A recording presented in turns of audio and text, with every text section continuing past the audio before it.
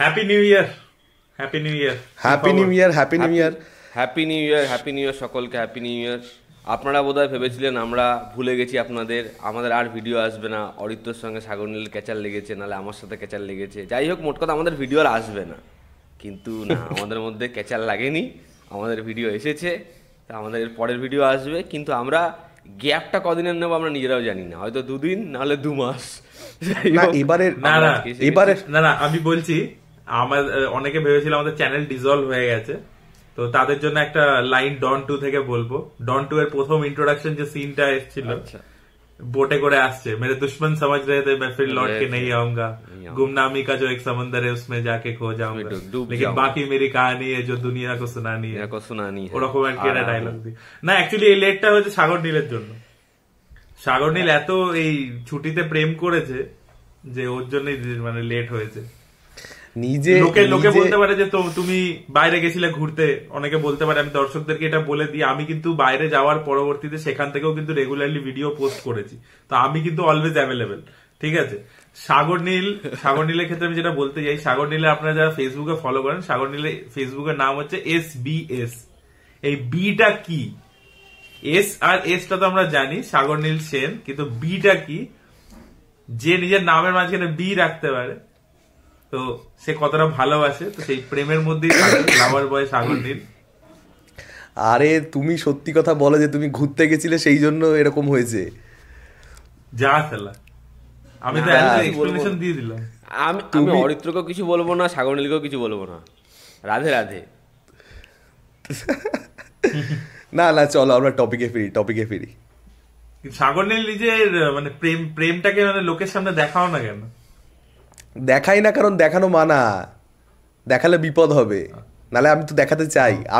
আমি যখন দেখানো শুরু করব তখন আবার লোকে আমাকে রণবীর সিং বলবে, সেই জন্যও দেখাই না, যে অতিরিক্ত শো অফ করে। তবে আমি দেখেছি, আমরা বিভিন্ন ফিল্ম ইন্ডাস্ট্রির পার্টিতে যাই, যারা কম বয়সী নতুন নতুন হিরোইন আছে তারা কিন্তু সাগর নীলকে প্রচন্ড পছন্দ করে। আর পিয়াররা অরিত্রকে পছন্দ করে না, আমাকে কেউ পছন্দ করে না। আমি তাদের খুব রাগ হয় অরিত্র ফোন না ধরলে, টেক্সটে রিপ্লাই না দিলে, এবং তারা বলেই যায় রূপমদা যে কেসটা বলছে সেই কেসটা হাইট হয়েছে। আমরা 3 জন এত অদ্ভুত ভাবে মানে বোকা বনে গেছি যে কি হচ্ছে, হঠাৎ করে এটা কি বলছে আমাদেরকে, ওটা অডিয়েন্সকে বেশি জানানো যাবে না। উল্টোপাল্টা ভাববে, আরে আমার নতুন নতুন বিয়ে হয়েছে, তোমরা কেন ডিভোর্স করিয়ে দিতে চাইছো? দেখতে পাচ্ছ ডিভোর্স হলে কত টাকা করে দিতে হচ্ছে, সেগুলো না দিতে সুইসাইড করে নিচ্ছে। তো প্লিজ আমাকে তোমরা এরকম ফাঁসিও না, এরকম কোনো ব্যাপার না আপনারা যেরকম ভাবছেন। আমি একজনের রিপ্লাই দিইনি, মানে ইনভিটেশন পার্টি ছিল কোনো ইভেন্টে, তো তারপরে আমাকে দেখা হয়েছিল যখন, বলছিল যে কেন আপনি রিপ্লাই দেন না, তো আমি বলছিলাম যে মিস আউট করে গেছি, এরকমই একটা ব্যাপার, কোনো অন্যরকম ব্যাপার নেই। এবং সাগর নীলেরও অন্যরকম কোনো ব্যাপার নেই, সাগর নীল খুব ভদ্র ছেলে। আমি বিশ্বাস করে নিলাম, অডিয়েন্সও বিশ্বাস করে নিল যে হ্যাঁ এটাই হয়েছে। অডিয়েন্স থ্যাংক ইউ, অডিয়েন্স বুঝেই গেছে এতদিনে যে দুজন আমাকে বুলি করতে বসে এখানে, সিনেমা নিয়ে আলোচনা এটা সেকেন্ডারি। এসব কি কথা, সাগর নীল তো কেমন বুলি করতে পারি, সেটাই তো। তবে আমি একটা জিনিস বলছি, সাগর নীল ওই ইন্টারভিউটাতে ছিল না, আমি দীপ্তিকা রূপম আমরা গেছিলাম, তো সেখানে আমরা বেসিক্যালি 3-4 মানে ওই সিনেমাটাই ছিল যে 3-4টে ফিমেল ক্যারেক্টারের ঘুরতে যাওয়ার গল্প, তো সেখানে ইন্টারভিউ করতে গেছিলাম, তো সেখানে 3-4 জন হিরোইনই ছিল। তো এটা একদম ফ্যাক্ট বলছি, আমি সত্যি কথা বলছি, রূপম যেই ঢুকলো সবকটা হিরোইন একসাথে বলে উঠলো, রূপম তোমায় কি কিউট লাগছে।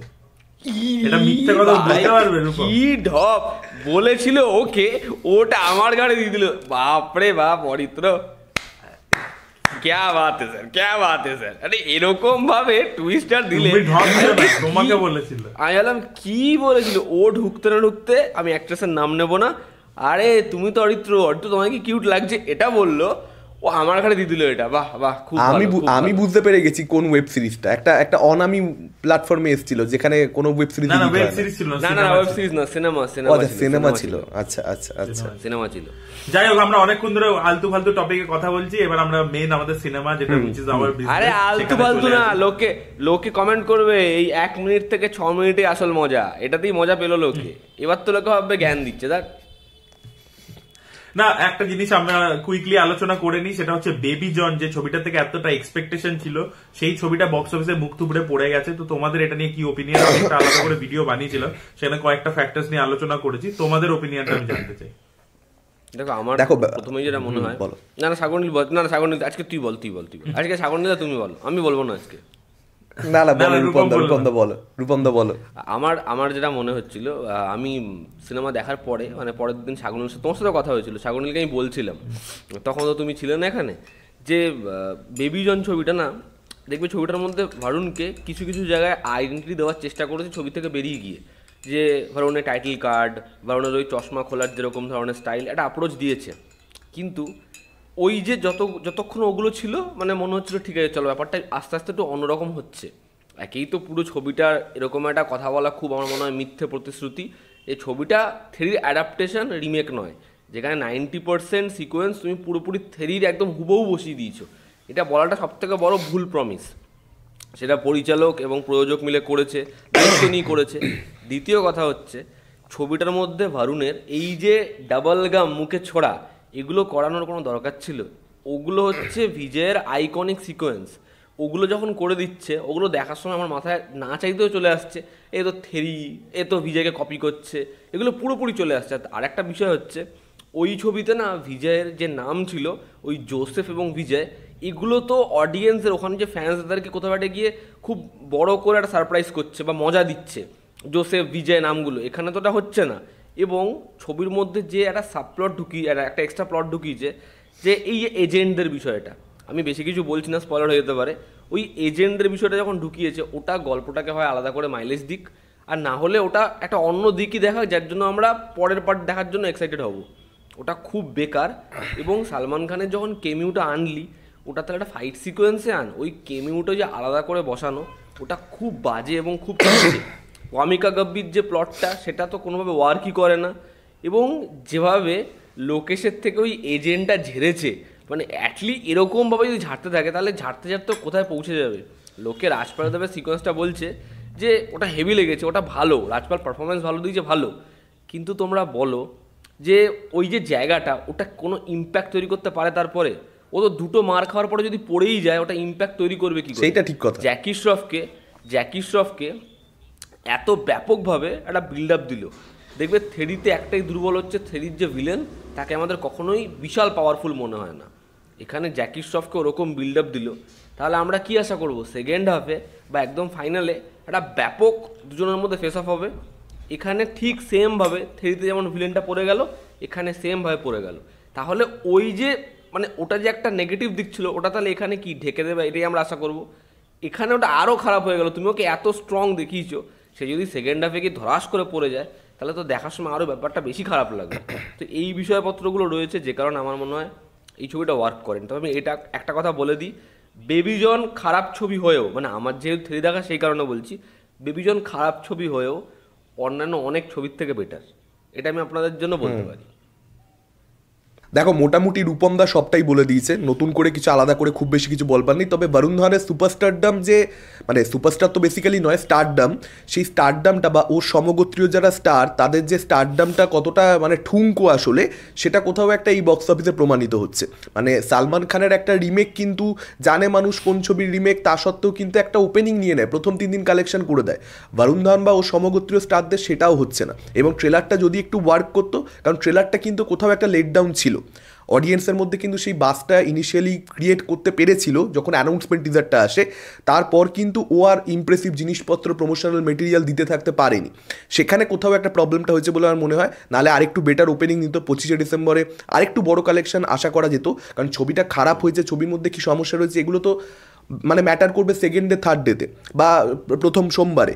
ফার্স্ট ডেতেই যে কালেকশনটা মাত্র 11 কোটি নিচ্ছে সেটা বরুণ ধাওয়ানের জন্য এবং ট্রেলার ওয়ার্ক না করার জন্য। আর কীর্তি সুরেশের জায়গায় অন্য কোনো নায়িকাকে যদি বলিউডের কাউকে কাস্ট করা হতো সেক্ষেত্রে আমার মনে হয় যে দেখো বরুণ আর কীর্তির মধ্যে পেয়ারিংটা বিশেষ করে ন্যান মাটাক্কা গানটার মধ্যে দুর্দান্ত লাগছিল, কিন্তু ছবির মধ্যে দেখবে সেই জিনিসটা খুব ভালোভাবে উঠে আসে না। আর বরুণ বা ওর লিগের যারা স্টার রয়েছে তারা কিন্তু মূলত রোম্যান্টিক ছবি করে উঠেছে, দেখবে সবাই কিন্তু রোম্যান্টিক ছবি, বরুণ তো প্রচুর করেছে যেগুলো আলিয়ার সঙ্গে প্রচণ্ড ভালো লেগেছে মানুষের। এবার সেই প্রেমের দিকটা যদি একটু স্ট্রং হতো, যেটা বিজয় আর সামান্থার দিকটা প্রচণ্ড বড়োভাবে ওয়ার্ক করে থেরিতে, সেই জিনিসটা এই ছবিটাতে হয়ও না।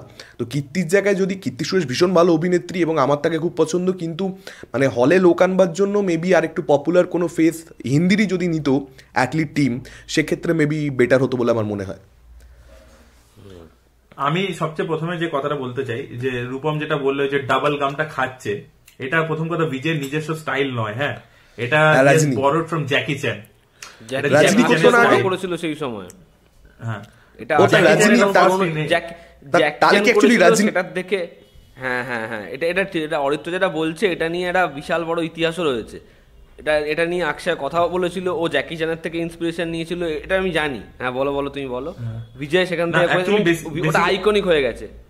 হ্যাঁ, আর রজনীকান্ত করেছে বেসিক্যালি, মানে আর্মার অফ গড বলে একটা ছবি হয়েছিল, আর্মার অফ গড, তাতে জ্যাকি চ্যান একটা ক্যারেক্টার প্লে করেছিল এশিয়ান হক বলে। তো খুব ভালো cinema, action comedy film, but it's a very good film. ওর 2টো পার্ট আছে, তারপর 3টে পার্ট আছে অ্যাকচুয়ালি। তো ওটার ফার্স্ট পার্টে ওরকম ছিল যে ও একটা হাতে ঘড়ি পরতো, ওই ঘড়িটার মধ্যে ম্যাগনেট ছিল ওই কম্পাস টাইপের, ওটার মধ্যে 2টো করে গাম রাখতো এবং বারবার খেতো। এবং ওটাতে কিন্তু এখন তো গ্রাফিক্সে করে, বাট রজনী মানে আমাদের জ্যাকি চ্যান অ্যাকচুয়ালিতে করতো। এবং ওটাই ওই সিনেমাটাতে তুমি দেখো দেওয়ালে ছুড়ে অব্দি মুখে গাম খাচ্ছে, ওগুলো অ্যাকচুয়ালিতে করা কিন্তু। হ্যাঁ, তো যাই হোক, তো সেখান থেকে আর কি এসছে। বাট এই যে বিজয়ের যে সিগনেচার গুলো বললে, আমি সিগনেচারটার ব্যাপারে জাস্ট একটা বলতে চাই। বিজয়ের যতগুলো সিগনেচার আছে, ডান্স হোক বা বসা স্টাইল বা এই যে ডাবল গাম, এগুলো বিভিন্ন হিরোদের থেকে অ্যাকচুয়ালি বড় করা, ঠিক আছে? কিন্তু কি হয় আমি তোমাকে বলছি কেন বরুণ ধাওয়ানেরটা ক্রিটিসাইজ হচ্ছে, ওটা হয়নি। তার কারণ হচ্ছে ও এটা বহু ছবিতে করতে করতে করতে করতে অন্যেরটাকে নিজের বানিয়ে নিয়েছে। এখন বরুণ ধরো এই ছবিটাই করলো, ক্রিটিসাইজ হলো, বরুণ ধরো যদি বন্ধ করে দেয়, এটা বরুণের সিগনেচার হবে না। বরুণকে এটা ছবির মধ্যে বারবার বারবার করে যেতে হবে, তাহলে এটা কিছু বছর পরে বরুণ ধাওয়ানের নিজস্ব সিগনেচার হয়ে যাবে। এই প্রবলেমটা দেখবে, মানে শাহরুখ খানের ধরো এই যে হাত, এটা বহু ছবিতে করে করে সিগনেচার হয়েছে। সিগনেচার একটা ছবিতে হয় না, বহু ছবিতে করতে হয়। তো ওইটা একটা ব্যাপার আছে যেটা, যাই হোক। তো আমার তো দেখো ছবিটার মধ্যে মেকিং এর মধ্যে হাজারটা খামতি লেগেছে। আমার মনে হচ্ছে যে থেরির যে একটা শকিং ভার্সন ছিল, মানে একটা শকিং ফ্যাক্টর ছিল ছবিটার মধ্যে। মানে ধরো কফি শপে গেছে, সামান্থার বাবাকে ইমপ্রেস করছে, হুট করে কফির কাপটা ব্লাস্ট করলো, তারপরে আবার গুলিটা ব্যাকে গেল, আমরা দেখতে পাচ্ছি বাইরে থেকে গুন্ডারা অ্যাটাক করছে। কিন্তু এখানে তুমি দেখবে ও আগে থেকে দেখতে পেয়ে বাড়ির লোকেদেরকে বলছে লুকিয়ে পড়ো লুকিয়ে পড়ো, তারপরে তুমি দেখো শকিং ভ্যালুটা চলে গেল, ঠিক আছে? ওই ব্যাপারগুলো আর কি বলছি। তারপর তুমি দেখবে ওখানে মানে আমাদের কি বলে ওর সামান্থার মরে যাওয়ার যে সিনটা, তার যে ইম্প্যাক্টটা মানে হুটহাট করে হয়। এখানেও কীর্তি সুরেশ প্রথমে মাথায় গুলি খায়, কিন্তু তারপরে দেখবে বরুণ ধাওয়ানকে যে গুলি খাওয়ার যে সিনটা আছে সেটা হঠাৎ করে হয় না, ওখানে কিন্তু বিজয়কে ঢাপ ঢাপ 2টো গুলি মানে ও পড়ে যায়। তো ওই শকিং ভ্যালুটা ধীরে ধীরে ধীরে ধীরে এ করে দিয়েছে। তারপরে ধরো ওখানে যে ইনভেস্টিগেশন করছিল যে মেয়েটাকে, ওই যে খুঁজে বার করছিল যার রেপ হয়েছিল, সেটা রাত্রির বেলা ছিল, দেখতে ভিজুয়ালি খুব ভালো লাগছিল, টর্চ ফর্চ নিয়ে খুঁজছে এ করছে। এখানে সেটা পুরো দিনের বেলা করে দিয়েছে এবং ওই মেয়েটাকে আগুন লাগিয়ে দিল চোখের সামনে, ইম্প্যাক্টটা কমে গেল। ওখানে মনে করো হসপিটালে একটা সিন ছিল যেখানে মেয়েটা খালি বিজয়কে বলছে, বিজয় ওর হাত ধরে কেঁদে ফেলছে, ওই সিনটা যে ইমোশনাল ভ্যালুটা ছিল এখানে বরুণ ধাওয়ানের সামনে যখন ওকে জ্বালিয়ে দিচ্ছে ওই ভ্যালুটা আসছে না। তো এরকম আর কি ডিরেকশন লেভেলে প্রচুর প্রবলেম আছে। আর যে অ্যাডিশনাল যেগুলো রূপম তুমি বললে, বামিকা গাবির অ্যাঙ্গেলটা, সালমান খানের ক্যামিও, ওগুলো একেবারে জমেনি, প্লাস মানে ওইগুলো আর কি কোনোভাবে অ্যাডিশন করতে পারেনি। এবং আমার মনে হয় মার্কেটিং লেভেলে হাজারটা ভুল হয়েছে। আমরা দেখবো আগের বার যখন আলোচনা করছিলাম একটা জিনিস উঠে এসেছিল যে মানে অনেক বেশি প্রোমো নিয়ে এসছে, অত ওদের কাছে মেটেরিয়াল নেই কিন্তু প্রোমো প্রচুর নিয়ে আসছে। তারপরে আরেকটা জিনিস দর্শকদেরকে খাওয়াতেই পারিনি, এটা নিয়ে আমি আলোচনা করছিলাম যে বরুণ ধাওয়ান হচ্ছে একটা রোমান্টিক কমেডি হিরো, সে যে একটা অ্যাকশন ছবি করছে এই ব্যাপারটা ওরা দর্শককে বোঝাতেই পারেনি। মার্কেটিং ফেলিয়ার এটা, কারণ ওরা বিভিন্ন জায়গায় যেখানে গ্রাউন্ড লেভেলে প্রমোশন করতে গেছে, প্রথম কথা আরবান সেন্টার্সে গিয়ে করেছে এই ছবিটা বি টায়ার সি টায়ারের ছবি, সেখানে গিয়ে প্রমোশন করেনি। এবার ধরো যদি একটা বম্বেতে বা পুনেতে যাচ্ছেও প্রমোশন করতে, বম্বেতে তো রয়েছে ইন্ডাস্ট্রি, বলছি যদি অন্য জায়গায় যাচ্ছেও সেখানে গিয়ে ও ভামিকা গাবির সাথে নায়ন মাট্টাকা গানে নাচছে, তো সেইটাতে তো তোমার পোর্ট্রে কি করে হচ্ছে যে বরুণ ধাওয়ান নিজেকে পুরো ট্রান্সফর্ম করে অ্যাকশন হিরো হয়ে গেছে। ওর ওই যে রাগেড ব্যাপারটা তো মানে যাচ্ছে না, তো পৌঁছাচ্ছে না তো লোকের কাছে।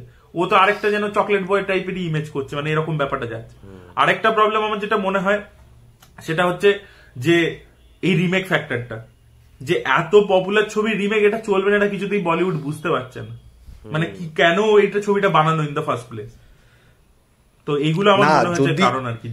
যদি দেখো আমি এটা বুঝতে পেরেছি যে যদি রিমেক করতেই হয় তাহলে অজয় দেবগানের মতো করো, ওই শয়তানের ওরকম করো, যে এমন একটা ছবি তুলছি যে ছবিটাকে আমি নিজের প্রোডাকশন ভ্যালু দিয়ে ছোটোখাটো চেঞ্জেস দিয়ে এমনই বানাবো যে অরিজিনালটাও মানুষের দেখা নেই, এবং সেটা একটা মানে বাজেটের দিক থেকে বলিউড কিছু একটা এক্সট্রা প্রোভাইড করছে, যে সাবজেক্টটাকে একটা এলিভেশন বাজেট দিয়ে বলিউড দিচ্ছে। সেই জিনিসটাও কিন্তু থেরির ক্ষেত্রে হচ্ছে না, মানে এই বেবি জনের ক্ষেত্রে বাজেট ডেফিনেটলি থেরির থেকে বেশি হতে পারে, কিন্তু থেরি ইটসেলফ একটা এমন নয় যে একটা খুব ছোট বাজেটের ছবি, ওটা বিজয়ের ছবি, ওর ইটসেলফ একটা বাজেট ছিল এবং সেখানে যা যা ছিল গল্পটার যা ডিমান্ড ছিল সেই অনুযায়ী ছিল। এবার এরা বেবি জন করছে, এরা স্কেল আপ করছে জোর করেই, যে আমি আর একটু অ্যাকশনটাকে গ্র্যান্ড করব, আমি আর একটু এটা সেটা বাড়াবো, কিন্তু সেটা যে গল্পের প্রয়োজনে হচ্ছে তা নয়, কিন্তু ফলত বাজেট বাড়ানোটা আসলে কিন্তু সার্ভ করছে না, ছবিটাকে অ্যাটলিস্ট করছে না।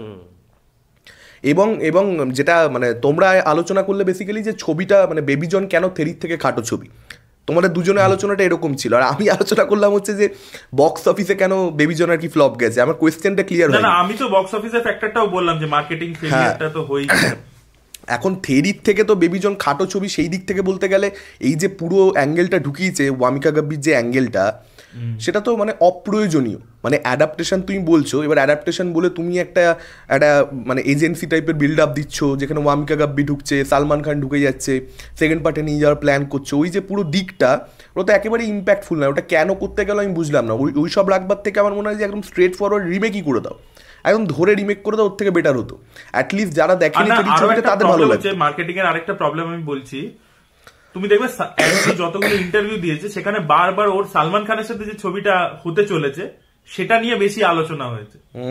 এবার তাতে কি হচ্ছে, দর্শকের মাথায় অলরেডি ওটা নিয়ে একটা অ্যান্টিসিপেশন আছে যে আচ্ছা শাহরুখকে ওইভাবে প্রেজেন্ট করেছে, এবার সালমানের সাথে কি করবে, সেখানে আবার রজনীকান্ত বা কামাল হাসান থাকতে চলেছে, এবং তুমি ইন্টারভিউর মধ্যেও যখন ওইটা নিয়ে কথা বলছো তখন দর্শকের অটোমেটিক্যালি ইন্টারেস্ট ওই ছবিটার প্রতি যাবে, এটার প্রতি যাবে না।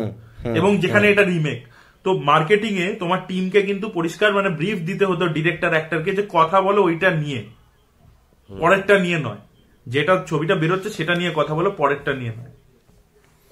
আর আমার মনে হয় না আসলে এত মানে কি বলতো এত এত বাঙ্গাদা অ্যাটলিকেটা ফোন করো, বলে দাও এইসব না। আমার দেখো কি বলতো, আমাদের এই এত অ্যানালাইসিস না, এগুলো সব পরে আসছে। ওই দুটো জিনিসই প্রবলেম হয়ে গেছে, এক হচ্ছে রিমেক ফ্যাক্টর, আর সেকেন্ড হচ্ছে বরুণ ধাওয়ানের স্টারডাম, মানে সেটার একটা অভাব। ঠিক আছে, এই দুটো জায়গাতেই মেন ইস্যুটা হয়ে গেছে। এই জেনারেশনের কেউ রিমেক করে বাঁচাতে পারবে না নিজেকে। আর এই যে অরিত্রদা একটা কথা বলছিল যে অনেক ছবি করে সিগনেচার তৈরি হয়, ব্যাপারটা হচ্ছে বিজয় যে সময় অন্য হিরোদের থেকে বড় করে ওটাকে নিজের বানাতে পেরেছে সেটা হচ্ছে আর্লি 2000। এবার ওই ফেজটাতে অডিয়েন্স অত বেশি ক্রিটিক্যাল ছিল না, তারা এই জিনিসগুলোকে যে ঠিক আছে করছে ঠিক আছে, এবং অডিয়েন্সের কাছে এক্সপোজারও ছিল না। আজকের দিনে বরং যদি প্রত্যেকটা ছবিতে এটা করতে যায় সিগনেচার করবো ভেবে, তাহলে কিন্তু বিশাল কেস খেতে পারে, মানে সেটাতে খুব চাপও হয়ে যেতে পারে, যে এখন আর অডিয়েন্স অ্যাকসেপ্ট করবে না, বলবে যে তো সব সিনেমাতেই কপি করতে যায় রে ভাই, কেন বিজয়কে সব সিনেমাতে কপি করছে, বলতো সেটাও একটা চাপ হতে পারে। যাই হোক, বেবিজন কমাতে হ্যাঁ বলো, পরের টপিকে যাই। সেটা হচ্ছে পরের টপিকে যাচ্ছিলাম আমি, যে বেবি জনের শো কমে যাওয়াতে খাদানের তো লাভ হয়েছেই, বাট আমি বলছি প্যান ইন্ডিয়া লেভেলে আরো একটা ছবির লাভ হয়েছে, মার্কো, যে ছবিটা নিয়ে এখন প্রচুর কথা হচ্ছে। সাগর নীল এখনো ছবিটা দেখোনি, রূপম তো দেখেছো, কেমন লেগেছে বল? ছবির অ্যাকশন এবং ছবিতে যেরকম র সিন, মানে ভাই মানে আমি একটা সিন আছে ওটা নিয়ে আমরা আগের দিন আলোচনা করছিলাম, ওটা যে আগের দিন রূপম আমাকে বলছে এক সেকেন্ড রূপম আমাকে বলছে ওই সিনটা নিয়ে বলো না, আমার গা গোলাচ্ছে। ওটা এত মানে কিভাবে সিনটা করেছে জানি না, মানে ওটা না খুব বাজে ইম্প্যাক্ট ফেলে, আর যেরকম হয় লোকে বমি টমি করে ফেলছে, সত্যি করার মতো। এক সেকেন্ড রূপম দা, তোমরা কি স্পয়লার দিয়ে আলোচনা করবে? না আলোচনা করছি না, আমরা আলোচনা করবো তুই দেখলে, আমরা জাস্ট লোকের কিউরিওসিটিটা একটু বাড়িয়ে দিচ্ছি। আর একটা জায়গা রয়েছে ছবিতে যেখানে হচ্ছে একদম শুরুতে একজনকে কোথাও একটা চোবানো হচ্ছে, তো ওই সিনটার আগে বোঝা যায় না তার সাথে কি হবে। একটা অন্ধ ছেলে, ওটা যখন হলো না এবং পুরো শটটা ধরে রেখেছে ক্যামেরায়, মানে ওটা যে কি বিচ্ছিরি সিন, বডি পার্টসগুলোর যে অবস্থা হচ্ছে, মানে ওটা দেখলে সত্যিই খুব খারাপই লাগে। তো ছবির মধ্যে সিন, হাত কেটে ফেলছে, রক্ত পড়ছে, কাটারিটা দিয়ে সবাইকে কাটতে কাটতে যাচ্ছে ভাই, মানে এরকম ব্রুটালিটি দেখে ঠিক আছে ভাই, ছবিতে এরকম সিকোয়েন্স থাকুক, মজা লাগে। আর আচ্ছা, ছবিটা বক্স অফিসে কালেকশন এই মুহূর্তে হিন্দি বেল্টে কত হয়েছে? হিন্দি বেল্টে 5 কোটি টাকা পেরিয়ে গেছে, ঠিক আছে। প্রথমে ছবিটা ইনিশিয়ালি রিলিজ করেছিল 70টা স্ক্রিনে, 70 মাত্র, কিন্তু তারপরে ওই বেবি জন পড়ে যাওয়াতে ধীরে ধীরে স্ক্রিন বাড়তে বাড়তে এখন 1000-এর উপর স্ক্রিন হয়ে গেছে, ঠিক আছে। এবং মানে একদিনে আজ অব্দি কোনো মালায়ালাম ছবি হিন্দিতে একদিনে 1 কোটি টাকা ব্যবসা করেনি, সেটা করেছে এই ছবিটা, ঠিক আছে। এবং 5 কোটি পেরিয়ে গেছে, এবং ট্রেড অ্যানালিসিস মানে ট্রেড এক্সপার্ট যারা আছে অ্যানালিসিস করছে যে অ্যারাউন্ড 15 ক্রোর অব্দি পৌঁছে যাবে, ঠিক আছে। কারণ এখন আরো হাইপ বেড়ে গেছে, আরো ওয়ার্ড অফ মাউথ বেড়ে গেছে। এবং যদি গেম চেঞ্জার ড্রপ করে 10 তারিখের পরে, তাহলে মানে গেম চেঞ্জার যদি ভালো না হয়, তাহলে কিন্তু মার্কো আবার গ্রোথ নেবে এবং অ্যারাউন্ড 25 ক্রোর অব্দি যেতে পারে, এরকমই আর কি অনুমান করছে। এবং তেলেগুতেও ছবিটা রিলিজ করেছে বড় করে, ওখানেও ভালো রেসপন্স পাচ্ছে, তামিলেও ভালো রেসপন্স পাচ্ছে, কারণ মালায়ালাম সিনেমার প্রথম প্যান ইন্ডিয়া ছবি হয়ে গেল। এক্স্যাক্টলি সেই জিনিসটা দরকার, কিন্তু মানে মালায়ালাম ইন্ডাস্ট্রি যেভাবে গ্রো করছে, ওরা যদি একটা প্যান ইন্ডিয়া সাকসেস পায়। 2024-এ ওদের যা ছবি, মানে ওদের মতো এত ব্লকবাস্টার কেউ দেয়নি। 2024-এ ব্লকবাস্টার দিয়েছে, মানে ওদের কোনো হিট ফিট দেয়নি, মানে সবই ব্লকবাস্টার দিয়ে গেছে। আর কি কন্টেন্ট এনেছে, দারুণ দারুণ। না কিন্তু আমি এখানে একটা জিনিস তোমাদের সাথে মানে রূপমের সাথে ডিফার করব। তুমি দেখো বাকি যে ছবিগুলো ওদের ভালো ভালো ছবিগুলো হয়েছে 2024-এ, মার্কো কিন্তু সেই স্ট্যান্ডার্ডে কিন্তু ছবি হিসাবে খাটো, মানে ক্যারেক্টার রাইটিং বা ইত্যাদি। ছবিটার ইউএসপি হচ্ছে অ্যাকশন, মানে পুরোপুরি অ্যাকশনের উপরই দাঁড়িয়ে আছে ছবিটা, প্রচন্ড স্টাইলাইজ ভাবে সেটা প্রেজেন্ট করেছে অ্যাকশন ইত্যাদি। এবার তুমি দেখো যে ছবিটা অ্যাকচুয়ালি মানে সিনেমা ওয়াইজ খাটো, সেটা বেশি চলছে। এবং সেটা কেন চলছে তার কারণ হচ্ছে এটা it's more of a mass film, মানে প্লটটা খুব ওয়েফার থিন কিন্তু বেশি অ্যাপিল করছে, মানে কারণ যেহেতু খালি অ্যাকশন অ্যাকশন অ্যাকশন, যেরকম একটা তেলেগু ছবির মতো হয়েছে ব্যাপারটা। কিন্তু যেটা মালায়ালাম সিনেমার নিজস্ব সিগনেচার, মানে যেটা হচ্ছে কন্টেন্ট ড্রিভেন ছবি, সেই ছবি কিন্তু এখনো মাসেসদেরকে অ্যাপিল করছে না, কিন্তু মানে যেটা তেলেগু ছবি পারছে সেটা কিন্তু পারছে না মালায়ালাম। আমার যেটা মনে হয় যে এটাই তো হওয়াটা খুব স্বাভাবিক, তাই না? কারণ হচ্ছে আজকে যে অডিয়েন্সটা, আমাদের হিন্দির অডিয়েন্সটা এই ছবিটা দেখছে, তারা কিন্তু আমার মনে হয় না সবাই খুব ওয়াকিবহল যে মালায়ালাম ইন্ডাস্ট্রিতে কিরকম ছবি হয়। তুমি ওয়াকিবল হতে পারো, দীপ্তদা ওয়াকিবল হতে পারে, এরকম কিছু লোক হতে পারে, কিন্তু ম্যাক্সিমাম লোক ছবিটার যখন পোস্টার দেখছে তারা কিন্তু এটাই ভাবছে সালে একটা অন্য ইন্ডাস্ট্রির কেজিএফ আসতে পারে। তাদের মধ্যে ম্যাক্সিমাম লোক ভাবতে পারে এটা অ্যানিমালের মতো কিছু হতে পারে, আমি একটা থাম্বনেলে দেখেছিলাম। তারা ওটা দেখেই যাচ্ছে, তারা জানে না মালায়ালামের রুটটা কি। তো এটা তো ভালো যে তারা একটা অন্য ইন্ডাস্ট্রি ছবির সাথে পরিচিতি পাচ্ছে। আজকে কন্নড় ইন্ডাস্ট্রিতে যে কিরকম ছবি হয়, কি ছবি হয়, লোকের কিন্তু এক্সপোজার নেই। তারা জানে কন্নড়ের কি ছবি হয়েছে, কন্নড়ের কেজিএফ হয়েছে, ঠিক আছে। এবার ওখানে যে অন্য ধারার ছবি আছে, প্রশান্ত নীলেরই উগ্রম ছবিটা কেজিএফ এর মতো নয়, সেটা কতটা অন্যরকম সেটা তো লোকে জানে না।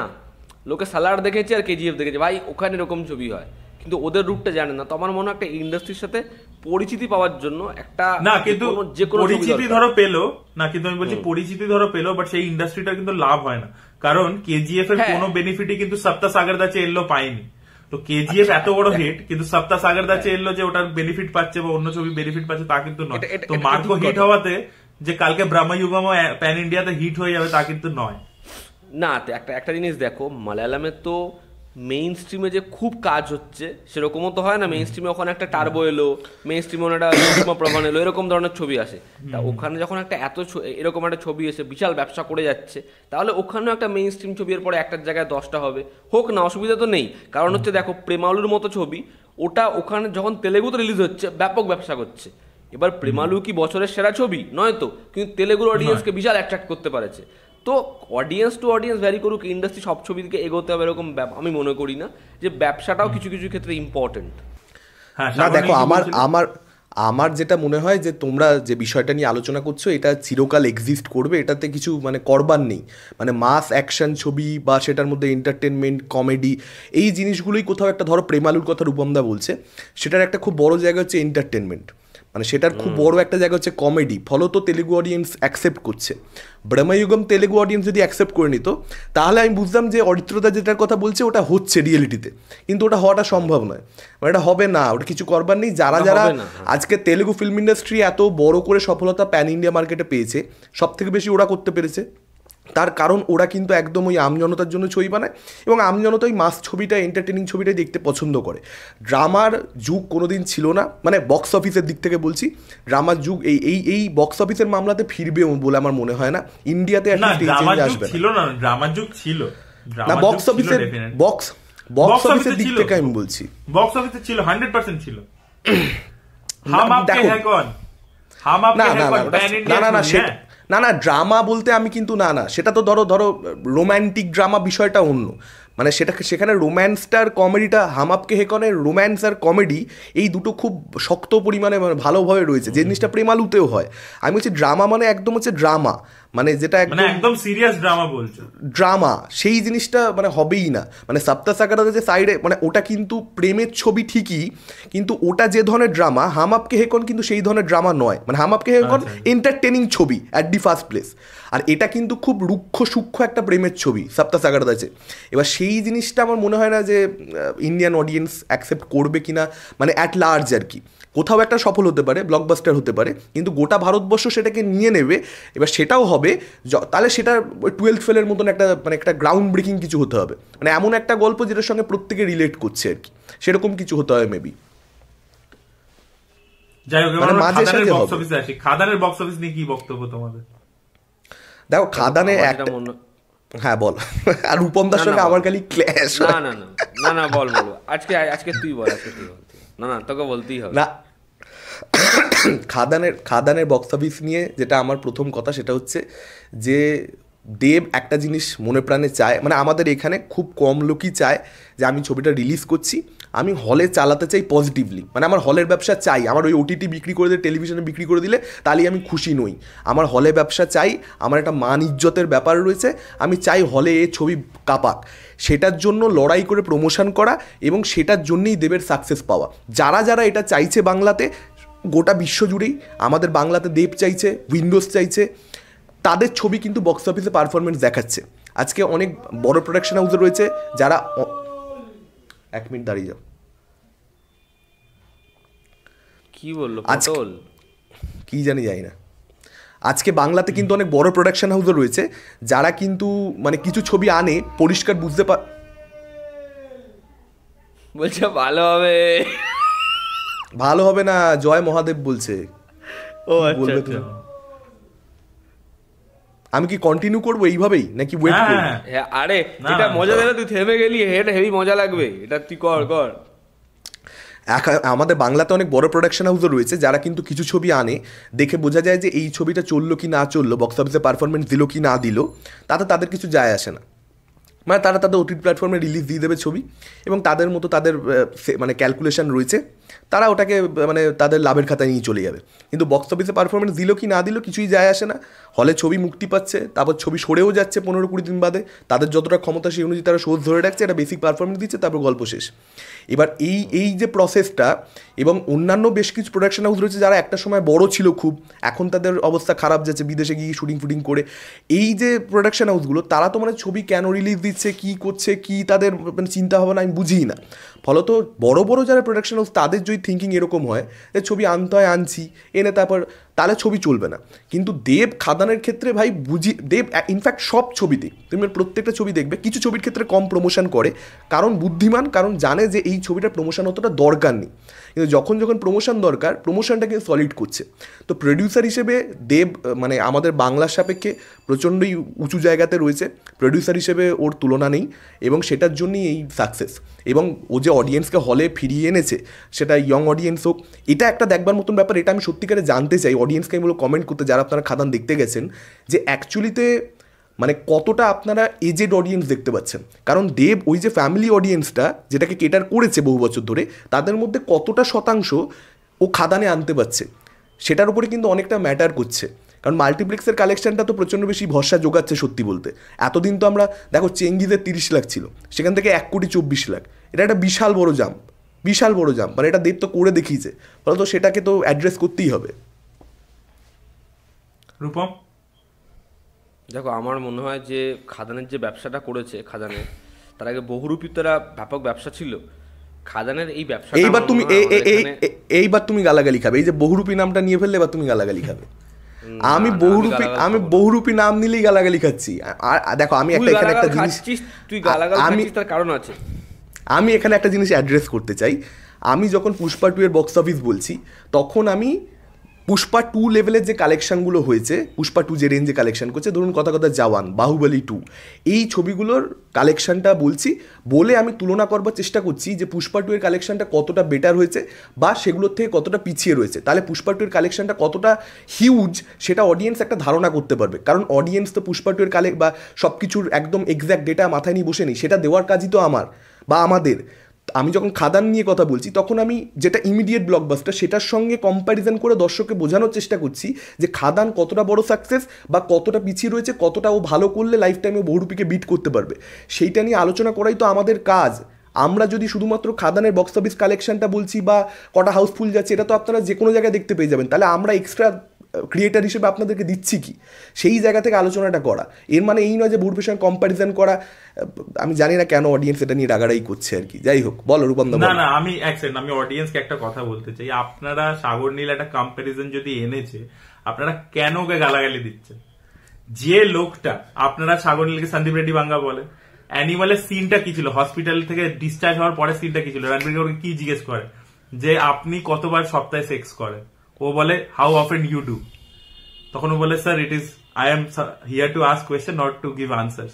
তখন ও বলে যে आपके बोलने से एक रेफरेंस पॉइंट मिल जाता है, कंपैरिजन करने में सुविधा होता है। तो बोले मैंने इतना किया है कि अगले 3-4 साल कम्पेनसेट हो जाएगा। তো যে লোকটা ওরকম একটা সিন লিখেছে, সেখানেও কম্প্যারিজন ফ্যাক্টর নিয়ে এসছে, তো তাহলে সে তো বক্স অফিস বলার সময় কম্প্যারিজন আনবে। আপনারা নয় সাগর নীলকে বাঙ্গা বলবেন না, আর যদি বলছেন তাহলে কম্প্যারিজনটা শুনতে শিখুন, এটাই বলা। রূপম দা বলো, রূপম দাকে আমরা পুরো মিউট করে দিয়েছি। আবে সালে, আর যেটা বলছিলাম সেটা হচ্ছে যে আমি কোথায় জানো, আমি একটু বহুরূপী চোখ ফোক খুলে,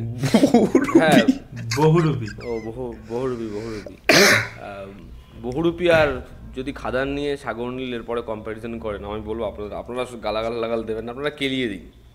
আপনারা গালাগাল দিয়ে কি হবে, ওকে ও গালাগাল গায়ে লাগবে, ওর সাগর নীলের অ্যাড্রেস আমি দিয়ে দেবো, কমিউনিটি পোস্টে লিখে দেবো, দিয়ে দেবো আমি, একদম লোকেশন করে দেবো, মানে মার্ক করে দেবো। আপনারা যাবেন গিয়ে মারধর দেবেন, মুখে হাত থাকতে মুখে।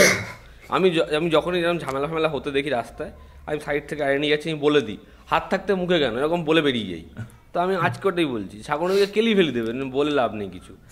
যেটা বলার সেটা হচ্ছে বহুরূপী একটা ব্যাপক নাম্বার আনে, টেক্কা ভালো নাম্বার আনে সেই সময়। এবার খাদান যখন সেইটা রিপিট করছিল ইনিশিয়াল ডেজে যখন শুরু হয়, মানে কোথাও একটা কি মনেই হচ্ছিল যে কালেকশনটা দেখে ভালো লাগছে যে এরকমভাবে অলমোস্ট ফুল হাউসফুল আনছে। এবার তার আগের যে বিষয়টা, এবার দেব যেটা করলো আমাদের এখানে বেঙ্গল ট্যুর, এরপরে আমি জানি আরও এবছর 2025-এ বহু ছবি আসবে যেগুলো বেঙ্গল ট্যুর বা এরকম ধরনের নাম দেওয়া হবে, এই ট্যুর হবে। কিন্তু দেব যেটা ইউনিক করলো সেটা হচ্ছে দেব কিন্তু শুধুমাত্র, এটা কেউ বলছে না, ও কিন্তু শুধুমাত্র কলকাতার অডিয়েন্সকে টার্গেট করেনি। ও যে অডিয়েন্সটাকে টার্গেট করেছে সেটা হচ্ছে কলকাতার অডিয়েন্স তো আছে, তারা তো আমার প্রতি ট্রাস্ট রেখেছে, এত বছর ধরে দেখেছে।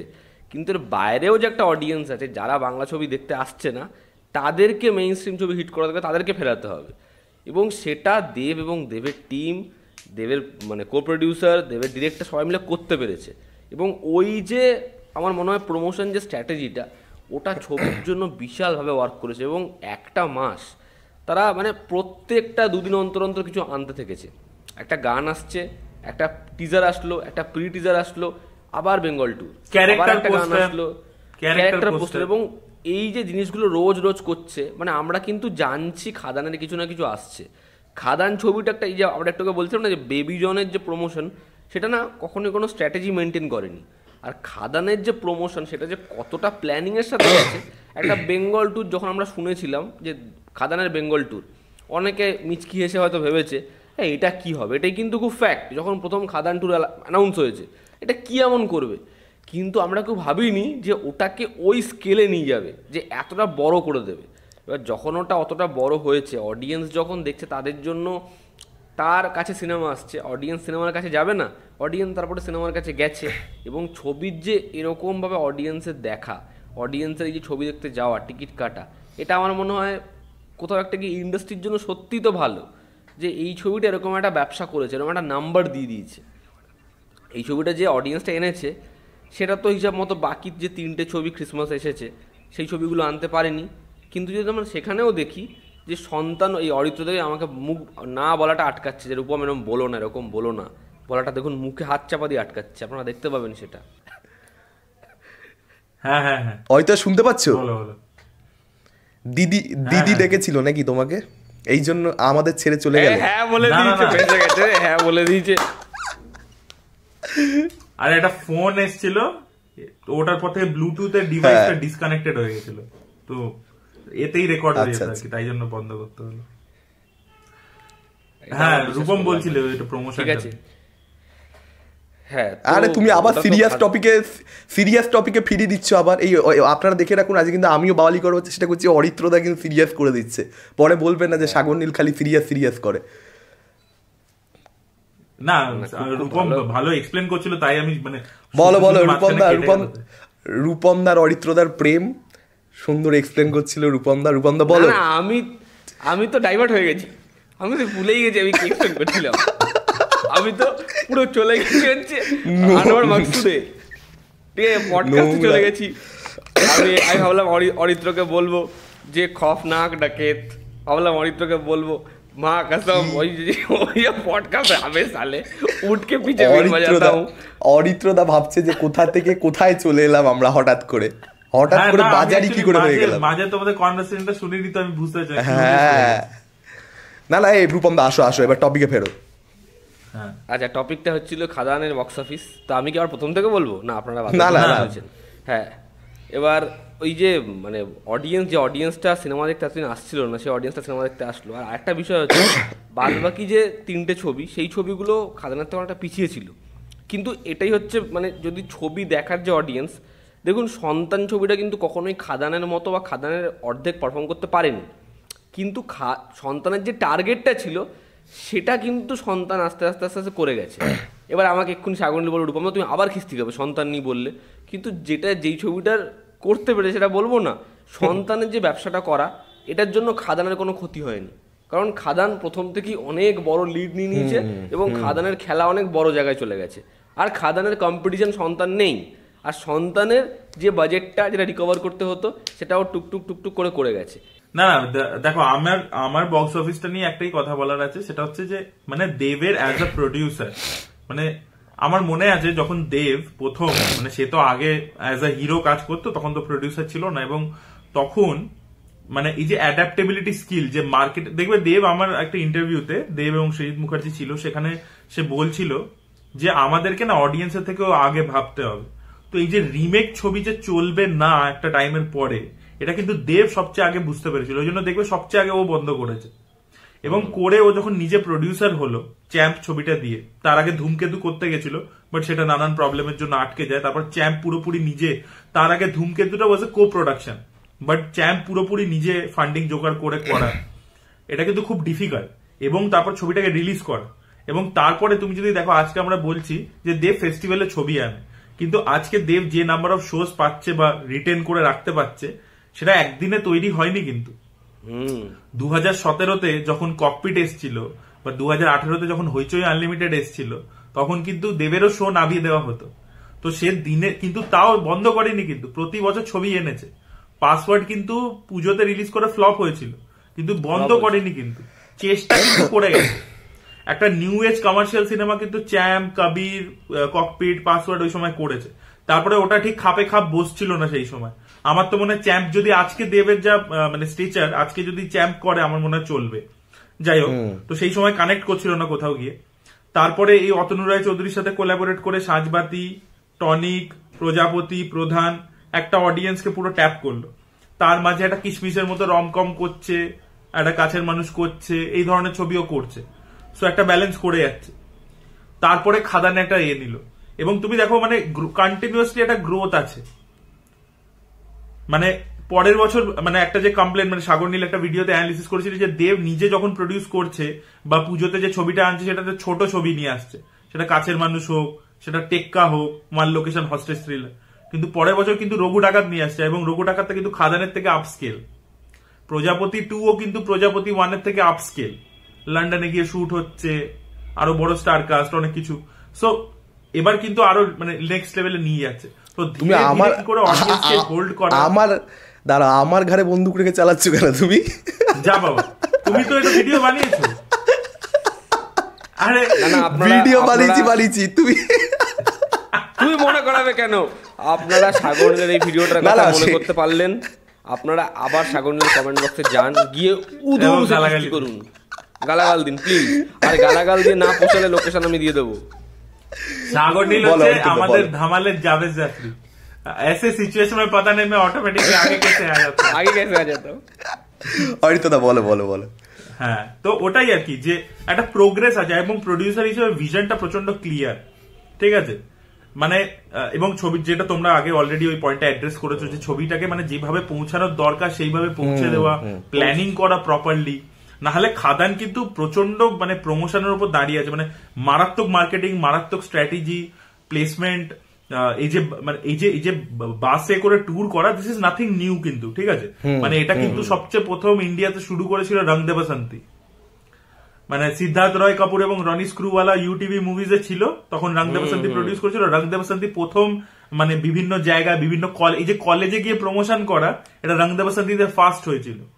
তো সেখানে এই ব্যাপারটা হয়েছিল, বিভিন্ন শহরে গিয়ে, বিভিন্ন কলেজে গিয়ে, ওই যেহেতু ওটা ইউথ সেন্ট্রিক, এবং সেখান থেকে তুমি দেখবে হাউসফুলও করেছে, ইভেন বেবি জনেরও বাস করে করে ট্রাভেল হয়েছে। শাহরুখ খান আরো গ্র্যান্ড করে ট্রেন বুক করে নিয়েছিল রাইসের সময়।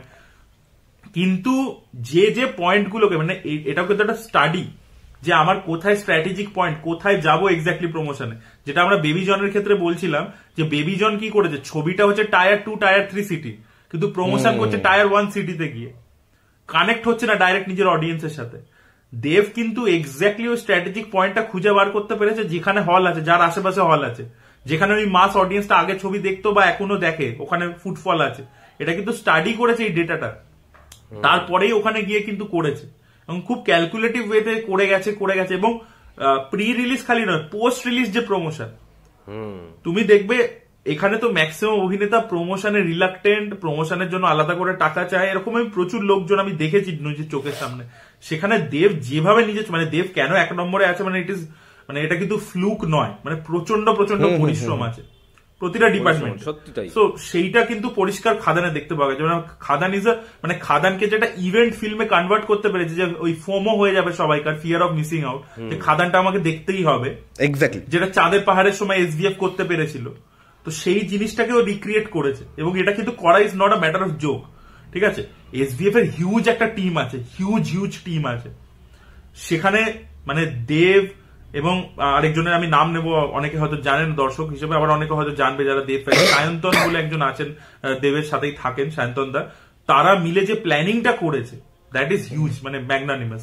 এবং সুরিন্দর ফিল্মসের যারা পিআরও ছিল, তারাও যেভাবে পুরো জিনিসটাকে হ্যান্ডেল করেছে, so it was very very good marketing. এবং তুমি দেখো যে ছবি প্রপারলি মার্কেটেড হচ্ছে, মানে ইভেন বহুরূপীও যে মার্কেটিং স্ট্র্যাটেজিটা নিয়েছিল, যে শিবুদা ওই বহুরূপীর ভেস ধরে যাচ্ছে, দ্যাট ক্লিকড ভেরি মাচ, মানে লাস্ট 1 সপ্তাহে ওটা পুরো সবাইকে ছাপিয়ে বেরিয়ে গেছিল। এখানে আমি দুটো কথা বলবো। একটা হচ্ছে যে আমরা তিনজনেই বোধহয় এটা কোথাও একটা মানে আড়ালে আবডালে এটাই বলে ফেলছি, এবং সেটা ক্লিয়ার করে দেওয়া দরকার যে দেব বেসিক্যালি কিন্তু এখন বাংলাতে নাম্বার 1, একদম পরিষ্কার কথা। মানে এখানে কিন্তু বক্স অফিসের দিক থেকে দেবের আশেপাশে এই মুহূর্তে কাউকে যদি আপনি ধারাবাহিকভাবে দেখো তুমি, তাহলে কিন্তু নেই কেউ, কিন্তু দেবই কিন্তু একমাত্র মানে যে দিয়ে যাচ্ছে হিট, সুপারহিট দিয়ে যাচ্ছে। হয়তো একটা মাঝে কাছের মানুষ আসছে যেটা একটু আন্ডার পারফর্ম করছে, কিন্তু আফটার অল কিন্তু ও যে বক্স অফিসটা তারপরেই, ধরো কাছের মানুষের পরেই সম্ভবত এসেছিল যে প্রজাপতি, যতদূর আমার মনে পড়ছে, 2 মাসের মধ্যে একটা ব্লকবাস্টার দিয়ে দিচ্ছে। ফলত দেব এই মুহূর্তে আনবিটেবল এবং ইনভিনসিবল। আর একটা জিনিস যেটাই আলোচনা আলোচনায় উঠে এলো সেটা হচ্ছে যে, যেটা আমি মানে আমার নিজের ভিডিওতে বলেছি, আরও একবার বলতে চাই, যারা এখন মানে সিনেমা টিনেমা বানাচ্ছে বাংলা ফিল্ম ইন্ডাস্ট্রিতে, তাদের এটার উপরে জোর দিতে হবে যে ভালো গান তৈরি করতে হবে। আজকে ডাকাতিয়াবাসী আর কিশোরী প্রমাণ করে দিল যে একটা গান যদি লেগে যায় একবার, তাহলে সেই ছবির কালেকশন কোথায় যেতে পারে। কারণ এই যে রিলসের যুগটাতে না, এখানে কিন্তু ট্রেলারের থেকেও গান অনেক বেশি ইম্পর্টেন্ট হয়ে যাচ্ছে। মানে ট্রেলার ভালো ঠিক আছে, কিন্তু যদি গান লেগে যায়, আমরা 2024-এর গোটা 2024 জুড়ে তুমি দেখো তেরি বাতমে আছে উলঝে জিয়া, একটা খুবই খারাপ ছবি, ছবিটার মধ্যে কিছু ছিল না, কিন্তু যেহেতু ও ঠিকঠাক উইন্ডোতে এসেছে, ভ্যালেন্টাইন্স ডের উইন্ডোতে, ওই ছবিটার সঙ্গে যেটা মানানসই ছিল আর কি, ঠিকঠাক রিলিজ ডেট, এবং তার সঙ্গে গানগুলো যেহেতু ওয়ার্ক করলো, বা মুঞ্জিয়ার গানটা যেহেতু ওয়ার্ক করে গেল, যে কারণে কিন্তু এই ছবিগুলো চলতে লাগলো। সেম জিনিসটা কিন্তু বাংলা তো সেই প্যাটার্নটা দেখতে পাওয়া যাচ্ছে। এবং যে সময় বাংলা সিনেমার ওই 2010-এর গোড়ার দিকে প্রচুর ভালো বক্স অফিস হতো, তখন তো আমরা জিৎ গাঙ্গুলির কথা 14 বার বলে ফেলেছি। ফলত ভালো গান দরকার, গানের উপরে জোর দিতেই হবে, এটা আমার মনে হয়। মানে এই যে প্রমোশন, এই যে প্রমোশন, বেঙ্গল ট্যুর বা বাইরের মানে মফস্বলের অডিয়েন্সকে দেবে টার্গেট করা, এই সব কিছুই কিন্তু মানে কিশোরীর মাধ্যমে কিন্তু খুব সহজে হয়ে যাচ্ছে। কিশোরীর সাকসেসটা কিন্তু একটা হিউজ সাকসেস, মানে এইরকম ভিউজ, এত পপুলারিটি একটা গানের, এটা বাংলা সিনেমাতে তো নর্মালি দেখতে পাওয়াই যায় না। অ্যান্ড আরো একটা ব্যাপার হচ্ছে কি বলতো, দেব যে বিষয়গুলো মানে এই খাদানের ক্ষেত্রে স্পেশালি যদি আমি বলি, যে বিষয়টা চুজ করেছে এবং তার মধ্যে যে ওয়ার্ল্ডটাকে ধরেছে, এগুলো কিন্তু ছবির জন্য বিশাল বড় ইউএসপি হয়ে গেছে। মানে একটা কয়লা নিয়ে ছবি হচ্ছে, এটা ইমিডিয়েটলি লোকের দেখতে ইচ্ছে করবে। মানে যে জিনিসটা প্রধানের ক্ষেত্রেও হয়েছিল, যে দেব বিং আ পলিটিশিয়ান হিমসেলফ, সে একটা ছবির মধ্যে এই ধরনের জিনিসপত্র অ্যাড্রেস করছে, এবং তুমি দেখবে প্রধানের পরবর্তীতে ওরা একটা সিন বিশাল ভাইরাল হয়েছিল, ঠিক আছে? তো এই ব্যাপারটা আর কি, মানে দেব সাবজেক্ট গুলো দারুণ চুজ করছে কোথাও গিয়ে। আমার যদিও মনে হয় না, মানে এটা আমার মনে হয় না যে, আমি ভুলও হতে পারি, কিন্তু আমার ব্যক্তিগতভাবে মনে হয়নি যে পশ্চিমবঙ্গের সাবজেক্ট বলেই সেটার জন্যই মেবি বক্স অফিস হচ্ছে বা কানেক্ট করছে। আমার মনে হয় যে অন্য ওয়ার্ল্ড, একটা সম্পূর্ণ নতুন ওয়ার্ল্ড দেখতে পাবো, এই জিনিসটা অডিয়েন্সকে আপিল করছে। মানে সেটা প্যান ইন্ডিয়া বলো বা বেঙ্গলের ক্ষেত্রে বলো, কোথাও একটা মানে কানেকশন থাকতে হবে আমাদের এর সাথে। তুমি দেখো আজকে যিশুদার যে ক্যারেক্টারটা, অ্যান্টাগনিস্টের যে ট্রেডস গুলো, দ্যাট ইজ ভেরি কমন, কিন্তু ওর ইউএসপিটা কি হচ্ছে বলতো, একটা ওর অ্যাকসেন্ট, এবং সেকেন্ড হচ্ছে ওর যে মানে ক্যারেক্টারিস্টিক্সটা, মানে ও একটা বৈষ্ণব গ্যাংস্টার, এই জিনিসটা it is making it more palatable. এবং সেকেন্ডলি আরো একটা মাস্টার স্ট্রোক, যিশুদা নিজে মানে করতো, মানে চৈতন্য সিরিয়াল প্লে মানে করতো, এবং সেটা বিশাল পপুলার ছিল। তো সেখানে গিয়ে কোথাও গিয়ে না, মানে সেটাও কানেক্ট করে ফেলছে দর্শকের, যে যিশুদা এরকম মানে ওই রাধারানীতে যে নাচছে, কীর্তন করছে, এটা দর্শক কিন্তু আগে দেখেছে এবং তাকে ওইভাবে পছন্দ করেছে।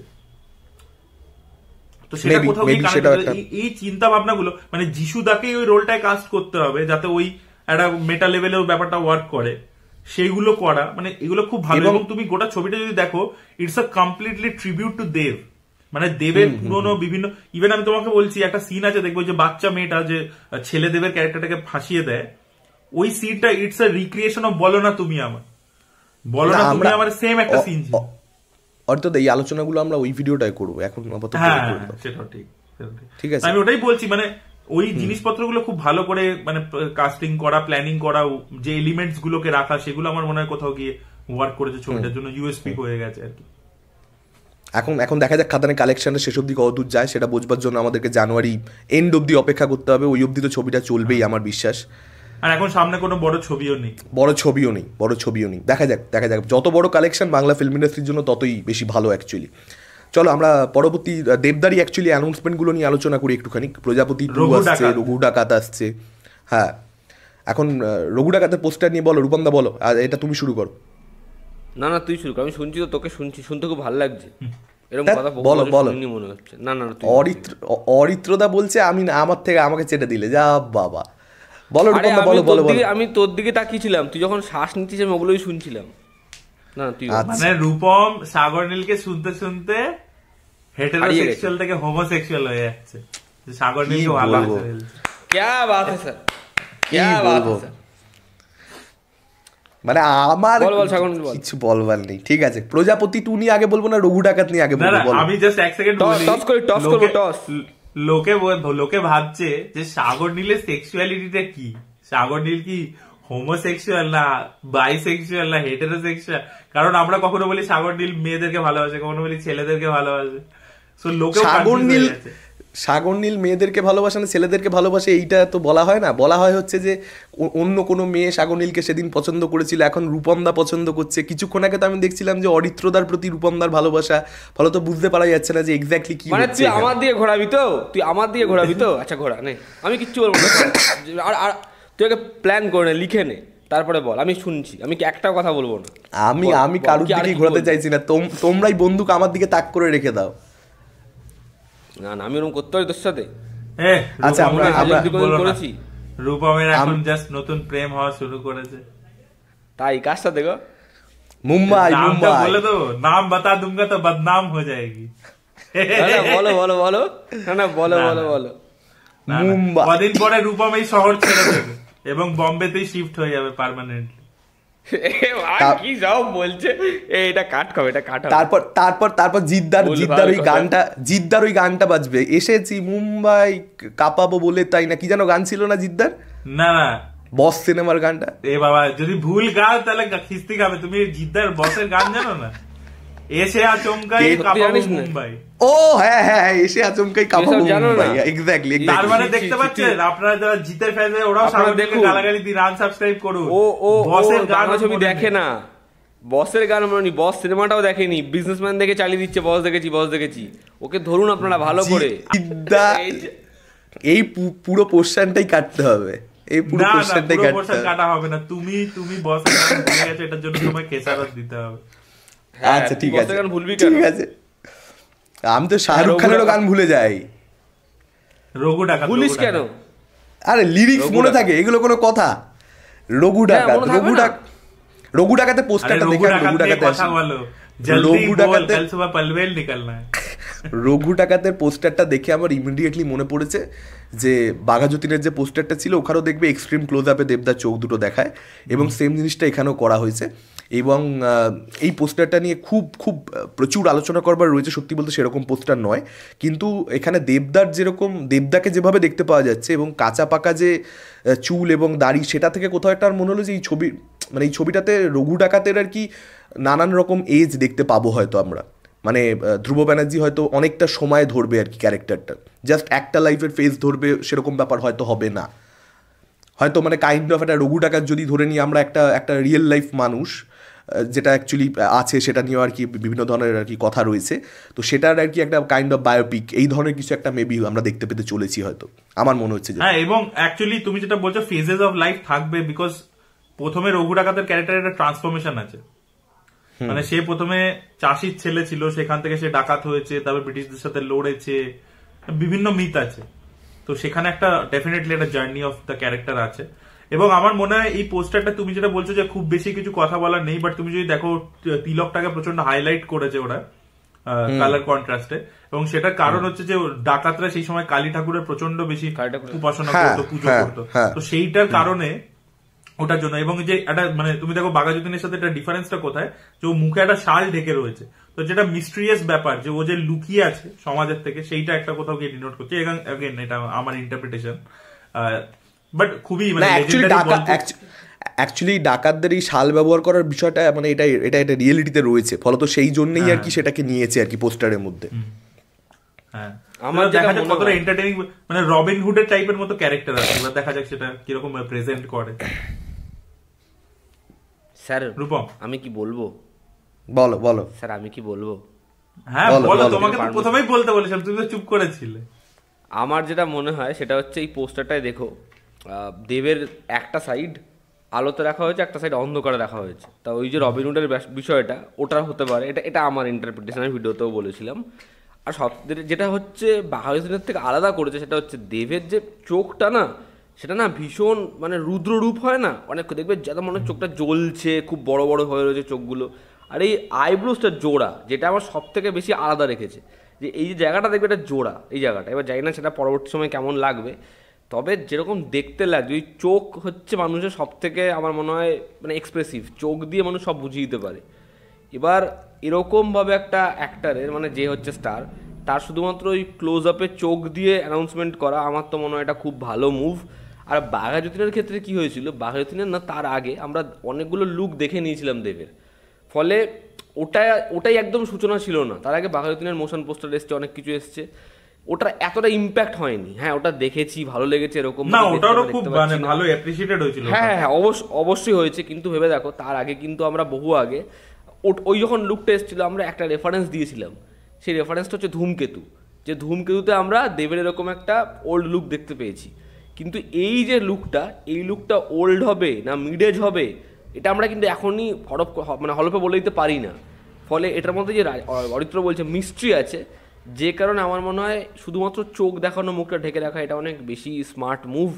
এবং ইটসেলফ এই অ্যানাউন্সমেন্টেই অনেক বড় যে দেব এসভিএফ দুর্গাপুজো 2025, তো এটার সাথে মানে ফাইট করার মতো কোনো কম্পিটিটর সেরকমভাবে নেই আর কি। এসভিএফ দেব একসাথে যখন আসছে, দেখার এই ছবিটা কেমন কি, আমি তো ভীষণভাবে এক্সাইটেড। এবার খালি না কম্পিটিটর দুর্গাপুজোর সময় দুটো না, ওটাই বলছি আমি, একটা লোক ওটাই বলছি, দুটো ছবি দুর্গাপুজোর সময় আসা উচিত। এটা আমি আগের দিনও ভিডিওতে বলেছি, সেটা হচ্ছে উইন্ডোজের তরফ থেকে রক্তবীজ 2 আর রঘু ডাকাত। আর 3 নম্বর আর দরকার নেই, দুটো ছবি বাংলা ব্যবসা হবে পুজোয়, একদম ব্যাপক ব্যবসা হোক, এবং অন্য যদি কোনো ছবি আসে পিছিয়ে দেবে। যদি এই দুটো যদি রক্তবীজ 2 এসে যায় রঘু ডাকাতের সঙ্গে, তাহলে সত্যিকারের তৃতীয় ছবি চতুর্থ ছবি দরকার নেই, কারণ তারা এলে তারা সমস্যায় পড়বে। হ্যাঁ মানে বিশাল শোজ পাওয়া নিয়ে চাপ হবে, লাভ হবে না। এক্স্যাক্টলি তখন হল পাইনি, শো পাইনি বলে লাভ হবে না, কোনো লাভ হবে না, কিছু করবারই নেই। মানে যদি রক্তবীজ 2 না হয় ওটা বহুরূপী 2 হয়ে যায়, তাহলে তো অন্য লেভেলে খেলা।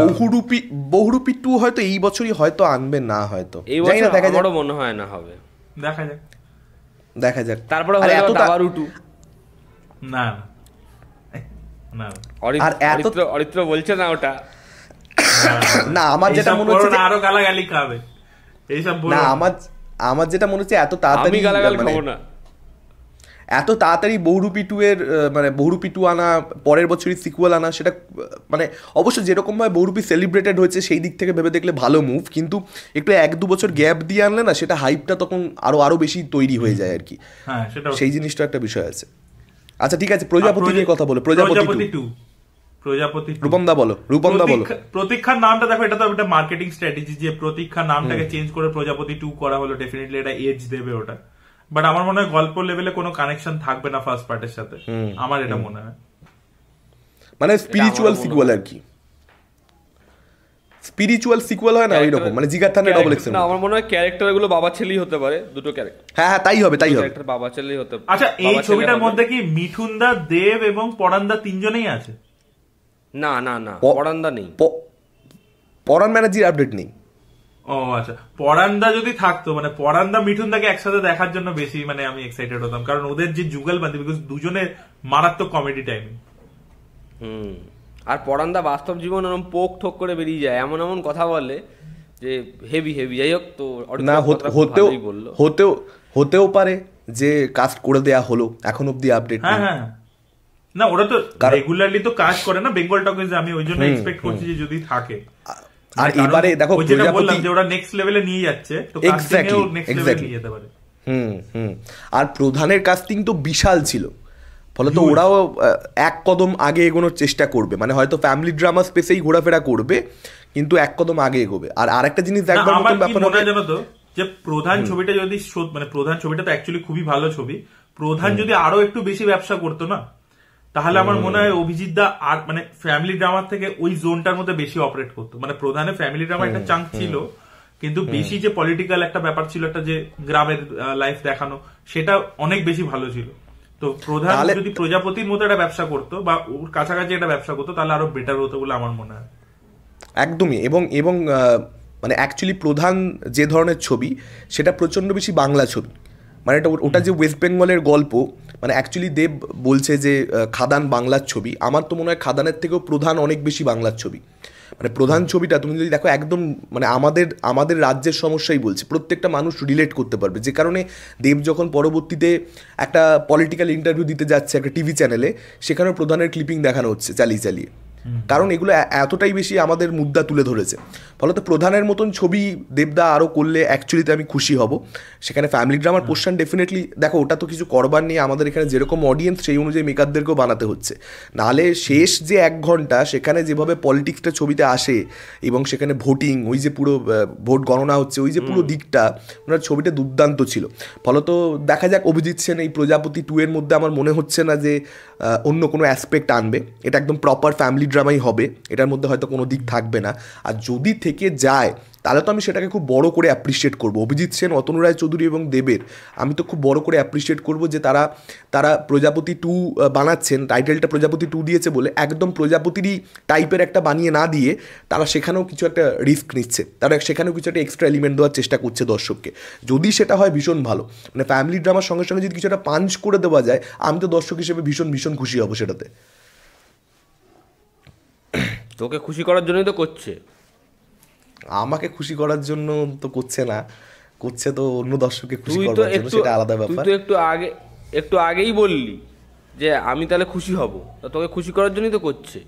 না, আমাকে খুশি করার জন্য প্রজাপতি 2 হচ্ছে বলে আমার মনে হয় না, কিন্তু ঠিক আছে, মানে হবে। এটা দেখো, আমি একটা জিনিস সবাই বুঝতে পারছে যে আজকে দেব ওই ধরনের ছবিগুলো করেছে বলেই কিন্তু সে একটা খাদান এতদিন বাদে ফিরেছে। বিষয়টা হচ্ছে যে আজকে আমার মনে হয় এরকম ধরনের ছবি যেটা অভিজিৎ সেন করে, এরকম ধরনের ছবি না হওয়ার দরকার রয়েছে। তার কারণ একটা কথা আমরা আলোচনা বললাম না, সেটা হচ্ছে দেব যতদিন মেইন স্ট্রিম ছবি করেছে ফ্যামিলি অডিয়েন্স না দেবের ছবি দেখতো না, এটা কিন্তু খুব সত্যি কথা। তারা কিন্তু দেবের ছবি দেখতো না, কিন্তু দেব তো একটা নতুন অডিয়েন্সকে ট্যাপ করলো, সেই অডিয়েন্সটাকে সিনেমা হলে আনা চালু করলো। তাহলে এটা তো দেবের ক্রেডিট যে দেব অডিয়েন্সটাকে আনতে পেরেছে। প্রত্যেক বছর অডিয়েন্সটা আশা করে যে দেব আমাদের জন্য ছবি করবে, এটা তো ছোটো কোনো ব্যাপার না, অবশ্যই বড় ব্যাপার। এবার আমার কথা হচ্ছে সেই সময় আমরা বলবো ভিউজের জন্য যে আচ্ছা দেবদা ফ্যামিলি ড্রামা করেছে, ভাল লেগেছে। আমার তো সত্যি প্রধান ভাল লেগেছে, কিন্তু আমার মনে হয় আমি টনিকের অডিয়েন্স নই, আমার টনিক দেখতে ভালো লাগে না। এবার আমার কিন্তু সেই জিনিসটা, সেই বক্তব্যটা অন্য কেউ ছবি করলেও আমার সেম বক্তব্য, যে এরকম ধরনের একটা ক্লিশে জিনিসপত্র হয়ে যাচ্ছে। যেমন আমি 5 নম্বর স্বপ্নময় লেন ছবিটার অডিয়েন্সই নই, আমি তাই চাইনি যে আমি ছবিটা দেখতে গিয়ে রিভিউ করে ছবিটাকে ক্ষতি করে দিই, রোস্ট ফোস্ট করে দিই। আমি অডিয়েন্সই নই, আমার ট্রেলারই পোষায়নি। আমি এই কারণে ট্রেলার নিয়েও কথা বলিনি যে ক্রিসমাসে আসছে আমি করবো না হার্ম ছবিটা। আমার একটা জিনিস মনে হয় এখানে, এই যে দেবদা ফ্যামিলি ড্রামা করা শুরু করেছে, এর না একটা অনেকগুলো মানে দিক রয়েছে। একটা তো ব্যবসার জন্য 100%, যেটা চলবে সেটা করতে হবে, এটা দেবদা নিজেও বলেছে যে অডিয়েন্স এটা অ্যাকসেপ্ট করছে। কিন্তু বিষয়টা হচ্ছে যে আমাদের এখানে না জাতে ওঠার একটা বিষয় রয়েছে, এটা বহু বছর ধরেই চলে আসছে। যাতে তুমি তখনই উঠবে যখন তুমি আরবান ছবি করবে। তুমি মফস্বলের জন্য ছবি করলে, গ্রামের জন্য ছবি করলে যাতে উঠতে পারবে না। এই জিনিসটা বহু বছর ধরে চলছে এখনো। মানে দেব যে রেসপেক্টটা, এক সেকেন্ড রূপমদা, দেব আজকে যে রেসপেক্টটা পায় এই ধরনের ব্লকবাস্টার ছবি, এর থেকে ফারু ছবি সে তো বহু আগে দিয়েছে। 2012-13-তে তার যে ওপেনিং লাগতো সেটা ভাবাই যায় না, কিন্তু সেই রেসপেক্টটা কলকাতার দর্শকের থেকে সে কি তখন পেয়েছে? তাকে তখন ট্রল করা হয়েছে, এটা সেটা আগডুম বাগডুম বিভিন্ন কারণে। আজকে কিন্তু সেই লোকটাকেই কলকাতার দর্শক রেসপেক্ট করছে, তার ছবি দেখতে যাচ্ছে, হল ভরাচ্ছে। ফলত এই জাতে ওঠার বিষয়টা রয়েছে। স্যার বলবো? বলো। আর আরেকটা বিষয় হচ্ছে যে আজকে দেব শুধু তো ফ্যামিলি ড্রামা করে যাচ্ছে না। এই তো খাদান তো আনলো, টেক্কাও তো আনলো।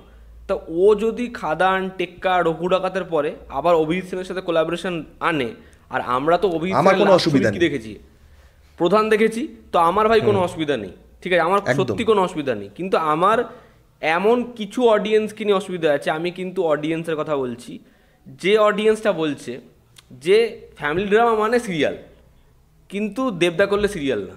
তাহলে ভাই আমার কথা হচ্ছে, তোর যেটা বলতে চাইছিস মুসে পান থুককে সাফ করকে বাত করো, কি বলতে চাইছো ভাই? যেটা বলছো ওটার মধ্যে ক্ল্যারিটি তো থাকবে, ওই ক্ল্যারিটি কোথায়? না এইটা তো আমি এখানে লাস্ট একটাই পয়েন্ট বলবো, তারপর আমরা ক্লোজই করে দেবো এটা। সেটা হচ্ছে যে একটা টাইমে এই যে ফ্যামিলি অডিয়েন্সটা তুমি বলছো না, এটা জিতেরও ছিল, ঠিক আছে? মানে আমি জানি না সাগর নীল ওই সময় কত তোমার বয়স হবে, আই হোপ দেখেছো। একটা টাইম ছিল জিৎ, শুভ দৃষ্টি, প্রভাত রায়ের সাথে, শুভ দৃষ্টি, তারপরে মানি, আগে তারপরে বন্ধন, ঠিক আছে? তো এই ধরনের এগুলো কিন্তু কমার্শিয়াল হলো, এগুলো কিন্তু ফ্যামিলি ফিল্ম, প্রত্যেকটা ফ্যামিলি, ঠিক আছে? তো এগুলো থেকে কিন্তু জিতেরও কিন্তু পিতৃভূমি বলে একটা ছবি, ওটা আগের প্রভাত রায়েরই ছবি ছিল। তো এই ছবিগুলো কিন্তু তুমি দেখবে এখনো এগুলো টেলিভিশনে দিলে ফ্যামিলি অডিয়েন্স দেখে, এবং সেই সময় জিতের যে ইমেজটা ছিল দ্যাট ওয়াজ ভেরি একটা রোমান্টিক, একটা বয় নেক্সট ডোর এরকম একটা ইমেজ ছিল। এবার কি হলো ব্যাপারটা, জিতের একটা 2.0 ভার্সন এলো হচ্ছে ওয়ান্টেড ছবিটা দিয়ে, জিতের কামব্যাক ছবি বলা হয়। এবং তারপরে তুমি যদি দেখো জিৎ খালি মাসি ছবি করে গেছে, ওই ফ্যামিলি জোনটাতে একবারও আসেইনি। তারপরে তুমি 2010 অনওয়ার্ডস যদি পরপর ছবি দেখো, ফাইটার, তারপরে ওই ছবিটার নাম কি শত্রু, এগুলো দিজ আর অল মাসি ফিল্মস, বা আওয়ারা, বা 100% লাভ। 100% লাভের মধ্যে তবু ফ্যামিলি অ্যাঙ্গেল আছে, তাই জন্য জোশের মধ্যে ফ্যামিলি। হ্যাঁ, কিসের মধ্যে? জোশেও ফ্যামিলি অ্যাঙ্গেল ছিল, but it was more of A action film. তো জিৎ ওই জোনটাতে ফেরেই নি আর কি বহুদিন ধরে, সেটাই একটা প্রবলেম হয়। জিৎ যদি দুটো ব্যালেন্স করতে পারতো, ওই একদম মাসি ছবি এবং ফ্যামিলি ওরিয়েন্টেড ছবি দুটো, মানে কমার্শিয়াল হলেও ফ্যামিলি ওরিয়েন্টেড, দুটো ব্যালেন্স করলে জিতের ওই ফ্যামিলি অডিয়েন্সটা হারাতো না, যেটা জিৎ হারিয়ে ফেলেছে আমার মনে হয়। বাট আশা করবো যে এখন যেহেতু খাদানের এত বড় সাকসেস হয়েছে, জিতও খুব শীঘ্রই একটা কমার্শিয়াল কামব্যাক করবে এত বড় একটা ছবি দিয়ে, এটাই আশা রাখি। বিকজ একটাই লোক ছিল যে মানে দিনের পর দিন করে গেছে, যখন পুরো ইন্ডাস্ট্রি ওই জনরাটা বন্ধ করে দিয়েছে। So hats off to that guy, because ওটাতে বানাতে প্রচুর প্রচুর খরচা লাগে এবং সে দিনের পর দিন করে গেছে। সো জিদ্দা, we love you for that. মানে সিনেমাটাও হয়তো ভালো না লাগলো, but the attempt and the honesty towards the genre, যে আমাকে এই জনরাটা পপুলার বানিয়েছে, তো ভাই আমি এটাই করে যাবো লাস্ট দিন অব্দি। মানে আজকে খাদানের সাকসেস হচ্ছে, আমরা দেখলাম গতকাল দেবদা সে জিদ্দাকে এবং কোয়েলদিকে নিয়ে একটা কিছু গান করেছে 100% লাভের। তো সেই যে রেসপেক্টটা দেবদার দিক থেকেও রয়েছে, এবং আমাদের সমস্ত যারা অ্যাকচুয়ালি বাংলা সিনেমা প্রেমী প্রত্যেকটা দর্শকের দিক থেকে কিন্তু জিদ্দার প্রতি কিন্তু ইকুয়াল রেসপেক্টটা রয়েছে। দেবদা আজকে প্রচণ্ড সাকসেসফুল, খাদানের মতন ব্লকবাস্টার, তার সঙ্গে সঙ্গে মানে জিদ্দা যেভাবে কন্টিনিউ করে গেছে সেটা জাস্ট অন্য লেভেলের ব্যাপার আর কি। মানে বক্স অফিসে চলেনি কি চলেছে সে দেখেনি, সে করে গেছে কন্টিনিউয়াসলি। তো ডেফিনেটলি জিদ্দার ফ্যানরা খুব খুশি হবে, জিদ্দার ফ্যানরা খুব খুশি হবে যে আমরা জিদ্দাকে প্রশংসা করেছি। আমরা তো জিদ্দাকে প্রশংসা করি না নাকি, এরকম নানান ধরনের কথাবার্তা ঘোরাফেরা করে। এবার তুই খিস্তি খাবি। এই যে আমাদের ভেতরকার যে স্কিমটা ছিল, ঠিক আছে, জিৎ ফ্যানদেরও ক্যাটার করি, এটা তুই ওপেনলি বলে দিলি, এবার তুই খিস্তি খাবি। আপনাদেরকে আমি অ্যাড্রেস দেবো, আপনি খিস্তি দিন। চলো র্যাপ আপ করি, এবার র্যাপ আপ করি, চলো। আচ্ছা চলো আমরা এখানে একটা ছোট্ট অ্যানাউন্সমেন্ট করে দিই। আমার মনে হয় যে আমাদের পরের দিন এই আলোচনাটাকে ফার্দার কন্টিনিউ করা উচিত, যে জিৎ দ্য লায়ন সেটা কি তাহলে বক্স অফিসে পারফর্ম করবে। খাদান এতটা সাকসেসফুল হলো, সেই দিকটা নিয়ে আমরা আলোচনা পরের ভিডিওতে যদি সম্ভব হয় তাহলে আমরা সেটা নিয়ে আলোচনা করব। এখানে আমরা শেষ করছি, এবং অ্যাজ ইউজুয়াল আমরা ব্যবসায়ী মানসিকতা নই, ফলত আমরা সাবস্ক্রাইব করতে শুরুতে ভুলে গেছি। মানে সাবস্ক্রাইব করতে বলছি, সাবস্ক্রাইব করবার কথা বলতে, ফলত আরও একবার আমাদেরকে সাবস্ক্রাইব করে দিতে বলে দিই আমরা। আপনারা সাবস্ক্রাইব করুন যারা চ্যানেল দেখছেন, এবং লাইক করুন যাতে ভিডিও বেশি বেশি ছড়ায়। কি করছেন আপনারা? শেয়ার করুন, তোমরা বলে দাও। আমি বলবো স্যার? বলো। আমার মনে হয় আমি কিছু বললেই ফ্রিজ হয়ে গেছে। আমি কিছু বললেই বলবো স্যার। আরে এটাই এবার আমার ট্যাগলাইন হবে, বলবো স্যার অরিত্র ফ্রিজ হয়ে গেছে, ও চোখের পাতাও ফেলছে না। ইচ্ছা করে বদমাইশি করছিল, সব শুনতে পাচ্ছি। ও আচ্ছা, যেটা আপনাদেরকে বলা, চলো দর্শকদেরকে বোর করে লাভ নেই, সাবস্ক্রাইব করুন, নতুন ভিডিওর জন্য ওয়েট করুন, খুব শীঘ্রই আমরা চলে আসবো। সাগর নীলে প্রেম একটু কমেছে নিউ ইয়ারের সাথে সাথে। অরিত্রদা তারা যেই লাগে সঙ্গে সঙ্গে পালানোর চেষ্টা করে, এত তাড়াতাড়ি করে টাটা করে পালিয়ে যাবে। যাও ডাকছে দিদি ডাকছে, শিওর। স্পিচটা বলতেই দিল না, এ কি অরিত্রদা ভাবছে যে ভাই আমার লেট হচ্ছে। চলো টাটা।